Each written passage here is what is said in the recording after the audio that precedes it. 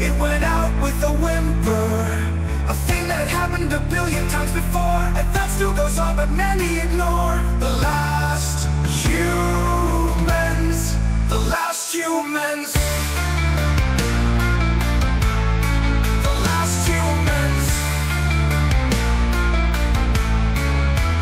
This was all interesting, but Zach felt as though he was being drawn further and further away from his original question about what happened to Earth. But what has this got to do with them and Earth? Well, your species had its nuclear war, a great number of them died in a very short period of time. This increase in human deaths was obvious to all of the first descended species. When there is a sudden spike in births, all from the same first stage intelligence source, we all know that something bad has happened to them. Even the Plaguerex saw a spike in the number of humans that they had started to receive. But the Plaguerex aren't like the rest of us. They want to control it all. So for no other reason than to ensure that no more humans were reborn into a first ascended life, they set out to exterminate the human race once and for all. Last humans. The last humans. The end of a species, it went out with a whimper. A thing that had happened a billion times before, and that still goes on, but many ignore. The last humans. The last humans. The last humans.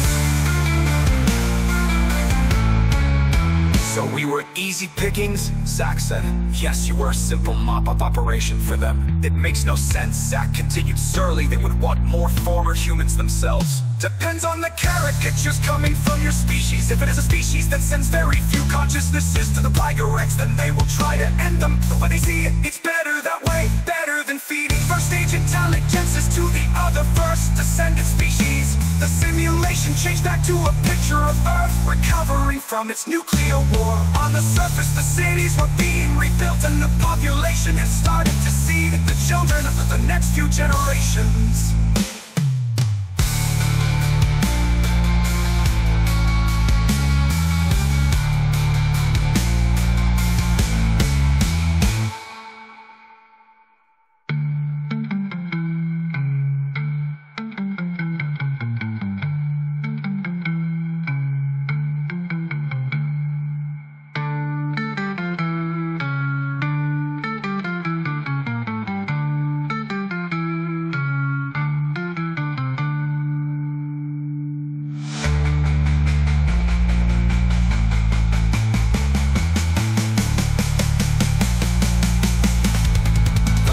Humans.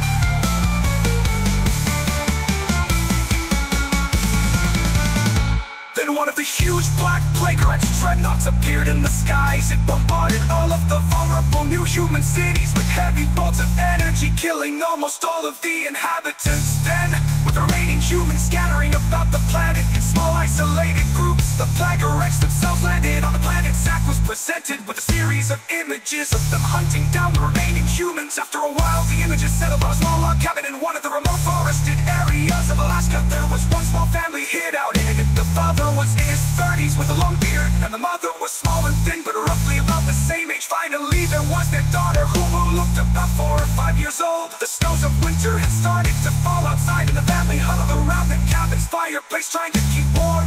The last humans, Cindy advised. Zach watched as the little girl spoke with a weak voice. Dad, I'm hungry. I know, sweet pea, I am too. We've got to stay here though. Lay low, keep out of sight.